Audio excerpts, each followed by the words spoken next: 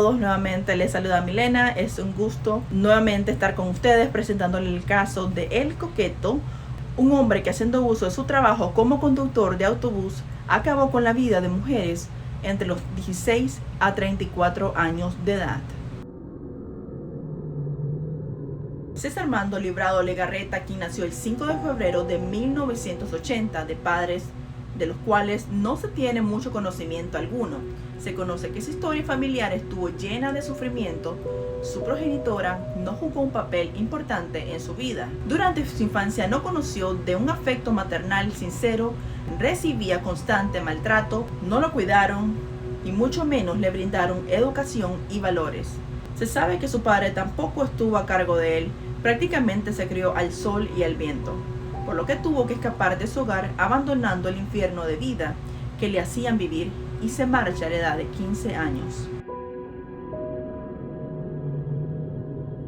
Situación que ayudó a alimentar el tipo de persona en el cual se convirtió tiempo después. Al abandonar su casa se vio obligado a buscar su sustento propio, por lo cual se metió a trabajar como un microbusero. Pasó por muchas precariedades, momentos amargos, no tenía un techo que le protegiera y así pasó por mucho tiempo, hasta que su situación fue mejorando.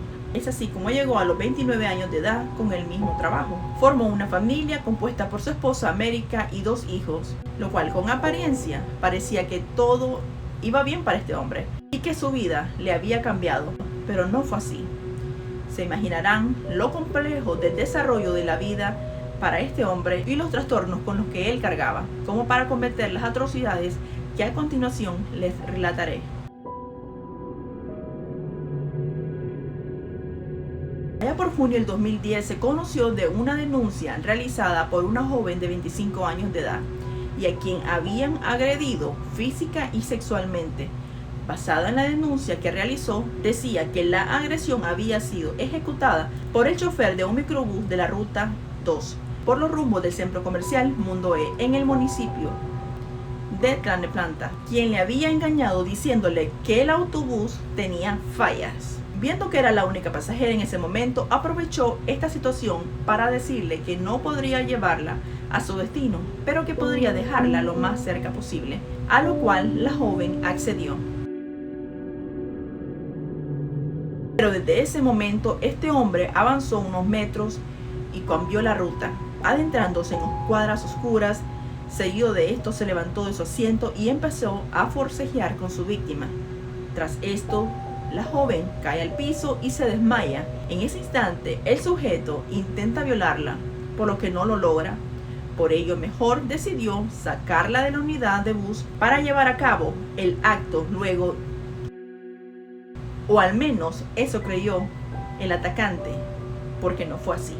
La joven sobrevivió el tal ataque y por ello se conoció de la denuncia, lo cual no tuvo efecto alguno en las autoridades en ese momento, porque no hicieron nada ni para investigar hasta que se vio un patrón de asesinatos muy parecidos a lo ocurrido. Imagínense, después de que la muchacha llegó, nadie le hizo como mucho caso hasta que más víctimas comenzaron a surgir. Pero con esa agresión y los asesinatos que ocurrieron entre el año 2010 y 2012 fueron relacionadas con el llamado coqueto, pues bien, las autoridades, al notar que las denuncias iban dirigidas al mismo punto y analizando el modo de operar del asesino, no tuvieron más opción que darle seguimiento a choferes del transporte urbano, dando con César Librado Legarreta, a quien deciden capturar y ponerlo a disposición de las autoridades el 26 de febrero en calidad de sospechoso para interrogarlo y llegar a conocer su versión de los hechos. Y obviamente si en realidad tenía que ver él de lo que se le acusaba. Pero aquí viene la parte más terrorífica de esta historia, ya que al momento de la captura se encontraron prendas que pertenecían a las mujeres que fueron reportadas como desaparecidas y luego encontradas sin vida. Luego les contaré dónde esas cosas fueron encontradas. Al iniciar las preguntas en la Subprocuraduría de Justicia en Barrientos, Tlalnepantla, Estado de México, el acusado con total frialdad relató uno de sus asesinatos que había cometido con fecha, detalles exactos de sus agresiones y a continuación les relató de lo declarado por el coqueto, detalles exactos de sus agresiones. Los agentes encargados del interrogatorio iniciaron con las preguntas de confirmación de datos personales.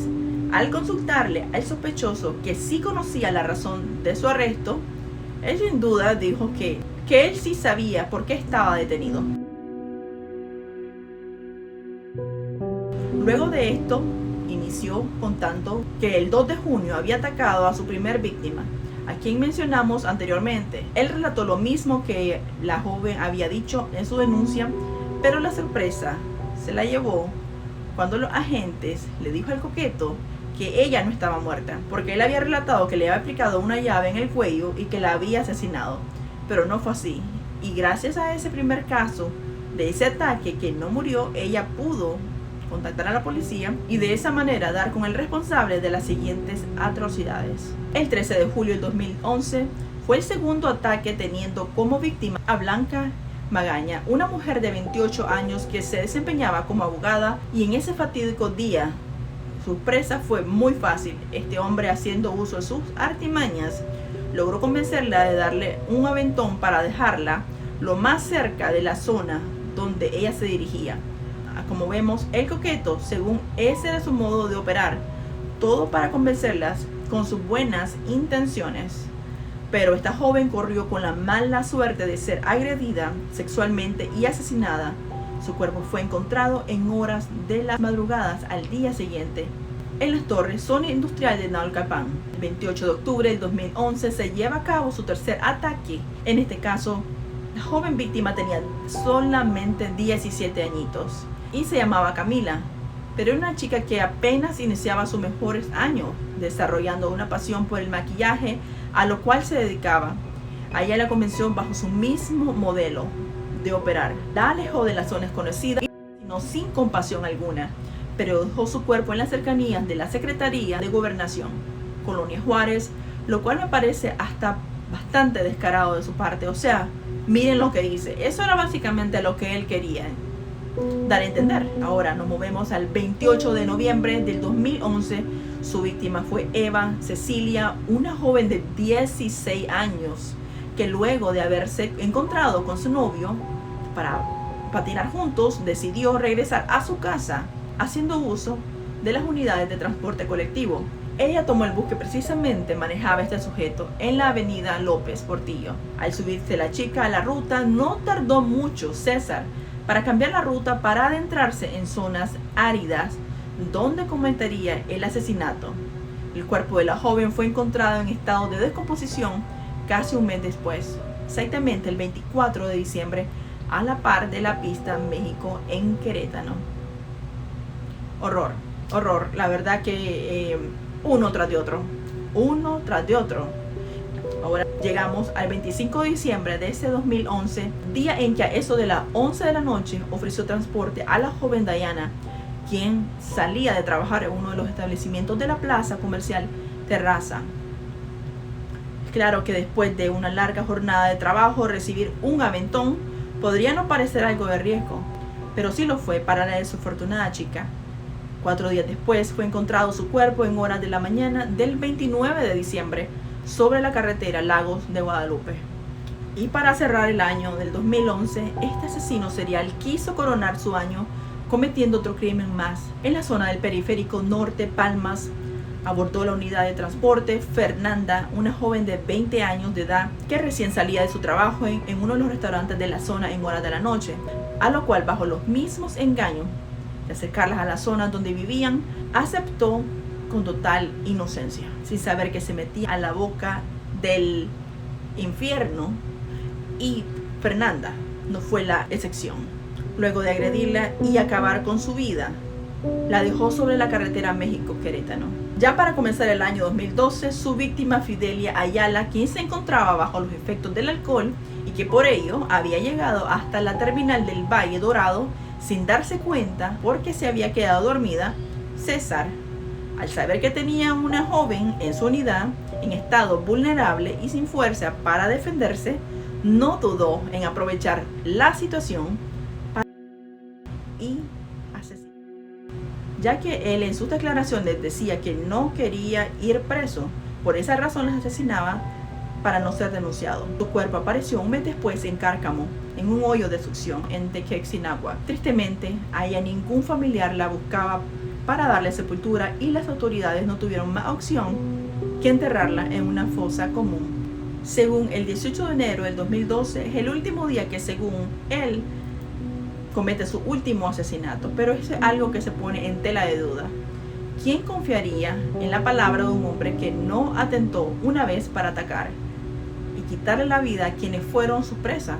En esa fecha, su víctima fue Patricia, una mujer de 35 años, quien recién salía de trabajar en uno de los restaurantes de la oficina del Valle, quien al regresar a la zona del Valle Dorado fue abordada por la unidad de transporte que manejaba César, quien le ofreció llevarla a la zona de Atizapán, a lo que desafortunadamente ella accedió con confianza, pero su destino fue el mismo.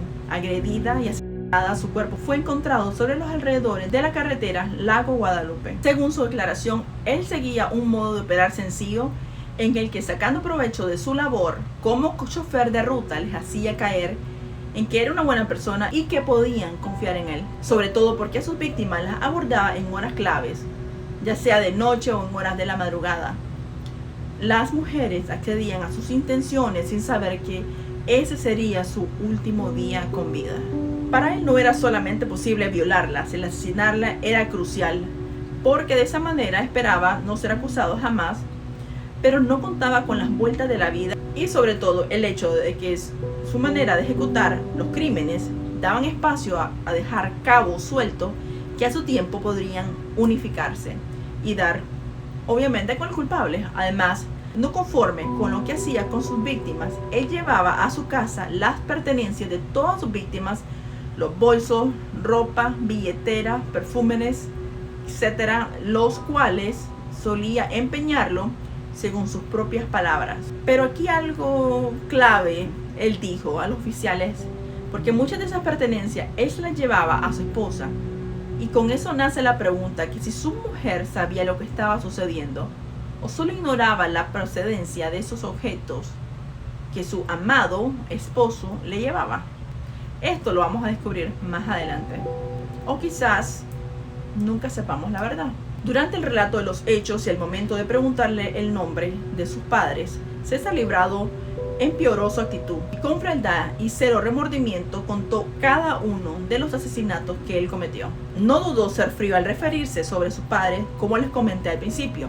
Su historia familiar fue resumida en el rechazo y el desamor que su madre provocó en él.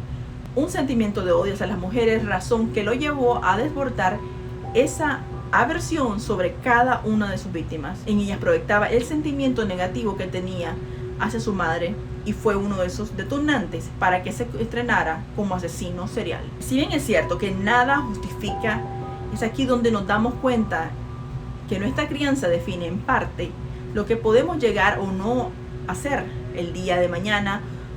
Y ya ni hablemos de su padre. Dijo que él no quería saber nada de él. Y profundizando más aún su odio hacia las mujeres, se conoció que mientras cursaba sus años de secundaria, años en los que surgen los primeros amores, él se enamoró de una chica que le gustaba mucho. Así que tomó valor para enviarle un mensaje escrito donde le declaraba su sentimiento y le pedía que fuese su novia. Pero César no se esperaba con la acción que la joven iba a tomar. Su acción fue levantarse de su asiento y leer en voz alta el contenido del mensaje en tonos burlescos. Ya se imaginarán la ola de burlas que esto habrá originado entre sus compañeros, y desde ese día creó una sed de venganza por el rechazo de ella, junto al rechazo de su padre. Creó un monstruo que no tardó mucho tiempo en aflorar. Pero algo inesperado pasó. El 29 de febrero del 2012, César logra escapar de las instalaciones de la subprocuraduría. Los agentes que estaban con él, cansados por sus jornadas, se quedaron dormidos y no previnieron que estaban ante un hombre astuto. Encontró la manera de zafarse de las esposas de las manos y los pies sin provocarse algún daño. Tomó algunos cables y los lanzó por la ventana para poder escaparse. Pero como se encontraba en un piso alto, le dio miedo caerse y lastimarse. Pero a pesar de ese temor, emprendió su camino y se lanzó cayendo al suelo, lastimándose la espalda, y arrastrándose se escondió donde pudo. Como se comenta, fueron familiares a su auxilio y lo escondieron por un tiempo, pero debido a que las lesiones que se provocó con la caída no fueron atendidas, empeoró su situación y perdió la movilidad. Su escape le atribuyó también a los agentes. Se decía que ellos habían facilitado todo para escaparse y que incluso tenían una tía llamada María del Rocío Legorreta, que era parte de la Procuraduría, y que ella estaba ayudándolo para evitar que pisara la cárcel. Pero todo esto quedó en teorías, pero a la misma vez no tan claro que él solo había podido burlar la seguridad, aunque al final sus planes no habían salido como él se lo esperaba. César Librado Legorreta sabía bien qué estaba haciendo cuando estaba planeando asesinar a sus posibles víctimas. Él mismo dijo que luego de asesinarla regresaba a dormir a su casa junto a su esposa y sus hijos. ¿Cuánto sadismo, no? Pero increíble. Y nada raro miraba a la esposa. Eso es lo que más me cuesta creer. ¿Cuánto sadismo, no? Increíble. Te vas, cometes lo que te cometes y regresas a tu casa como que no pasó absolutamente nada. César supo cómo cumplir su misión, aunque trató de despistar a las autoridades al cambiar la zona donde dejaba su cuerpo. No se percató que ya había cometido demasiados errores en varias ocasiones. Pero su captura no solamente fue gracias a las autoridades, sino también a su esposa América, que sorpresivamente fue ella quien le asestó el golpe de gracia para que las autoridades lo recapturaran sin él esperárselo. Esto se dio a raíz de que su esposo le había regalado un celular que tenía de fondo de pantalla la imagen de una mujer a quien ella había visto en una cartulina de personas perdidas. Las alertas se despertaron en ella y no dudó en acercarse a la policía para colaborar con ellos. Sabía que de no hacerlo podía ser acusada como cómplice. Luego la mujer que fue atacada por el hombre lo identifica una vez que lo mira. No dudó decir que ese era él. Dijo que ese rostro jamás lo podía olvidar por todo el daño que le había provocado. Con esto y la declaración de César, que lo un día fue ingresado al penal de Barrientos la mañana del 11 de marzo del 2012. Luego de un largo proceso de juicio, César, el Coqueto, sentenciado a 240 años de prisión, lo trasladaron al penal de Topo Chico en Nuevo León, pero para en ese tiempo fue cerrado el penal y lo encerrado nuevamente en la cárcel de Tlalnepantla, donde paga su condena hoy en día, postrado en una silla de ruedas. Para sus compañeros de trabajo no fue una sorpresa conocer de las fechorías del Coqueto. Para ellos nunca fue de fiar. Decían que era un tipo altanero y de malas costumbres y que no tenía amigos por su manera prepotente y grosera de ser. A la misma vez, ¿qué se puede esperar de alguien que no conoció el amor, afecto y valores en la infancia? Lo único que las familias tienen es saber que ya no daña a nadie más y que paga su condena, pero eso no le alcanzará ni la vida ni los años para pagar todo el daño y las heridas que provocó. Lastimosamente, este tipo de casos empaña grandemente las buenas acciones de muchos. Muchas veces estando en Nicaragua y tal vez no andaba lo suficiente para el pasaje y el vocero amablemente me dejaba subir.